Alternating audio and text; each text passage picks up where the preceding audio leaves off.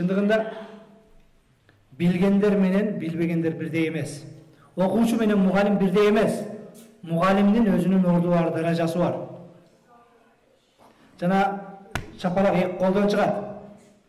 Бирок мына ошол балдардын укугу башка деп отуруп, бүгүн балдар атасын сотко бере турган чал деңгээлге алып бардык биз. Ошол Американын башка системасын колдоп отуруп, адам укугу деп отуруп. Пайгамбар саллаллаху алейхи ва саллям анта ва малука ли абик, өзүңө байлыгыңа атаңдыкы деп айтат хадисте.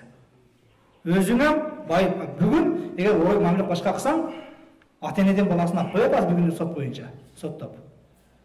Атасын соттотуп бергендер бар, каматып бергендер бар. Бул бизге жарашпайт. Илим Hazreti Ali aytат: "Ana abdun man allamani harfan wahidan." Kim bana bir tamga öğretse, men anın kulumун deydi. İnşa ataka kalasa meni bugünden başlap erkesinde azatlıkka çıkarsın ve inşa ba kalasa pazarga çıkıp it siyaktуу satып берген kakısı var deydi. Bir tamga öğretken adam. Bir tamga öğretken adam menin kojoyunum kalasa meni kul siyaktуу işletet, kalasa it siyaktуу satып berse men razımın deydi. Muallimdin ustazdын эжекени ушундай орду болуш керек. Бирок эжекелерге дагы эскертүү катары айтарым, өзүнүн үстүнөн иштеш керек. Биздин мектепте окуган жаш балдарыбыз 7 жашта барып, 17 жашта, 18 жашта чыгат. 17-18 жаш бул жаш бала. Урушуп көр, алдап көр. Метод өзүнүн үстүнөн иштеш керек. Чындыгында тарбия ата-энеден жанагы энеси болуш шактын баласы урушчак деп ата-энеге байланыштуу. Бирок көпчүлүк мектептерде өзгөчө айыл жериндеги мугалимдер капа болбосун, мени көрсө башка кылса, акыйкат. Мени окуткан мугалимдер көрсө да капа болбосун. Сен пас жактансың, сен жогорактансың. Сен наркы мектептенсиң, сен жогорку мектептенсиң. Ушинтип балдарды буруп башка кылып отуруп, таарыныш башка балдарды кайра жанагы линейкада алып чыгып шермеде кылып балдар менен стойкага туруп алган. Бул маселени чечүүнүн жолу эмес. Стойкага турсаң да ал баланы кааласаң каалабасаң окутасың. Бүгүн бизде мыйзам боюнча мектептен айда бере албайт мугалимдер. Кааласаң окутасың, бирок баланы ошол 18 жылдык өмүрүн алба. Ата-энелер дагы ошону көңүл кээде жанагы узактан эле келсе кыйкырып чыга бербестен, балдарыбызга биз да айталы. Анан эжекелер да ошол өздөрүнүн оңдосун башка кылсын, өзүнүн үстүнөн иштесин. Бүгүн мына ошол жанагы педагогика тармагында башкада чынында балдардын психологиясын башкасын окуш керек, үйрөнүш керек. Баарыбыз көпчүлүк адамдар ошондо азыр чыгып айтып атат. Баарыбыз деле мугалимдин таягын жеп эле чоңойгонбуз, арызданган эмес, башка болгон эмеспиз депчи. Ал учурда таяк жеген балдардын психикасы башка болчу. Бүгүн башка психиканы ойлоп тапсын, окусын ошону. Методиканы жаңырасын. Ал учурда телефон жок болчу, ал учурда машина жок болчу. Бүгүн бул телефон менен Америка менен Москва менен 1 минутта байланышып атабыз. Демек бүгүн заман башка, бүгүн жаштардын өзү ою башка. Бүгүн ушул жаштар менен чогуу кетишибиз керек. Илгери урсаң чыккан эмес деп тура бербеш керек. Алар илгеркилер башка болчу. Илгеркилердин атасы да башка болчу. Бүгүн биз башкабыз. Балдардын өмүрү менен ойношпош керек. Ата-энелер мына ошол өзгөчө эгер ушул маселени чечүүнүн жолу башка дей турган болсок, Кыргызстандын эң чет бурчунан кече акыркы күндөр жана миллиондор түшүп аткан Достук Арка деген, Жаштык деген айылда көпчүлүк билим тармагындагылар таанышы мүмкүн, Гапыр Мадаминов деген агай бар. Мына ошол агайдын Энелер мектеби деген өзүнчө программасы бар.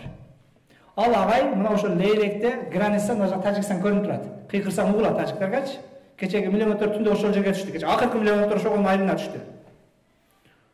Тажикстан көрүнүп турат, география бүтөт, ар жагы Кыргызстан жок.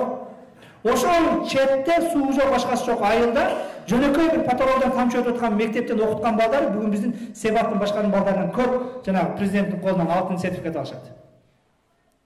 20-30 бала президенттин колунан высший бүтү дей турган болсо, 5-6 ошол агайдын мектебинен келет. Ал агай мына ошол мугалим окуучулар менен ата-энелер менен стойкага туруп албастан башка кылбастан ошол апаларды, жеңелерди окутуп, анан балдарын да окутуп, алдырып өзүнчө бир методдору бар. Балким биздин ошол илим билим министри дагы ошол кишинин методуна башкага өтүшүбүз керек. Эгер мына селер көргөн вариант менен көрдүк болбоду. 7-класстын деңгээлинен төмөн экен эжекенин деңгээли.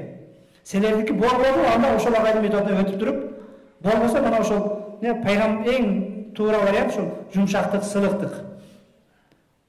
Мен айтпаймын мугалимди жазалаш керек, башка кылыш керек деп. Мугалим бул ата ордуна ата. Hazreti Ali bir тамга үйрөткөн адам менин кожоюнум кааласа сатып берсин, кааласа кулкун иштетсин дейт. Мугалимдин урматы сый ордунда болуш керек. Бирок мугалимдер бар ордун билиш керек. 7-класстын деңгээлине түшүп, аны менен жанагындай UFC-ге чыга турган мушкердей мушташпастар. Чындыгында мугалим бул агартуучу. Бул мугалимдин аты ыйгат. Пайгамбар саллаллаху алейхи ва саллям нахну маъшарал анбия, биз пайгамбарлар жамааты бу исна муаллиман, мугалим болуп жөнөтүлгөнбүз дейт. Бул адам тарбиялоо пайгамбардын кесиби. Пайгамбар саллаллаху алейхи ва саллям ошол адамдарды ура турган, зөкүрлөй турган мамлекетке түшкөн. Ошол жерден дин таркаткан, адам укугу дээленген жерден. Бирок пайгамбар саллаллаху алейхи ва саллям жумшактык менен таркаткан. Аллах Таала кереметтүү Кур'анда Аллахтын рахматы менен жумшак болдум дейт. Эгер жүрөгү ташбоор катуулардан болгонуңда бир адам сени ээрчибейт эле дейт пайгамбарыбызга. Ал стойкага туруп алар менен мушташкан маселенин чечүүн жолу илим берүүн жолу эмес. Аллах Таала мына ата-энелер отурасыздар, сиздерге дагы инсап берсин, балдардын тарбиясына көңүл буруңуздар. Бирок мына ошол эжекелерибизге өзгөчө мына ошол билим министрлиги, илим министрлигине аманат. Эгер силер окутуп аткан метод ушундай кылып аткан болсо, анда методду өзгөртүш керек. Вариант көрдүк. Канча жылдан бери жана мола окуган сөздөй 30 жылдан бери көрдүк силердики. 30 жылдан бери мугалим менен окуучу стойкада турат. Акыры кече чыкты рингке. Эми бүттү, силердикин көрдүк, практикадан өттү. Болбоду, эми мына жумшактык жакка өткүлө. Өзгөрткүлө методуңарды. Метод жана сындап гана калбастан даяр программаны айтып, Гапар Мадамин ошол министр дагы башкасы барлыгы тааныйт. Кыргызстан боюнча болсо ошол кишинин методун өтөлү. Жумшактык, сылыктык мугалим менен баланын ортосунда сүйүү болуш керек. Качан студент ийгиликке жетет десе, мына ошол менин устазым Чубак ажы айтты эле, ата, бала, мугалим үчөөнүн пикири бир жерден чыкканда деп. Кээ бир ата-энелер карап сүдүрөп келет, мен медреседе мугалиммин, окуш керек балам андай, мындай деп. Бирок бала ал окуй турган бала эмес да. Ака бул болбойт десең түшүнбөйт да. Жок, сенин кайер экен, мунун эки путу бар дейт. Жок, адамдар ар кимибиз ар тармактуубуз. Ар кимибиз өзүнчө жөндөмүбүз бар. Бирок мына ошол ийгиликке жетебиз десек, бала менен устаздын, атанын пикири бир жерден чыгыш керек. Тилекке каршы биздики бала атаны ham укпайт, эжекени ham укпайт. Эжеке бирге көрүп укпайт. Ата үйдө отуруп алып туруп ошо эжекелерди сындайт.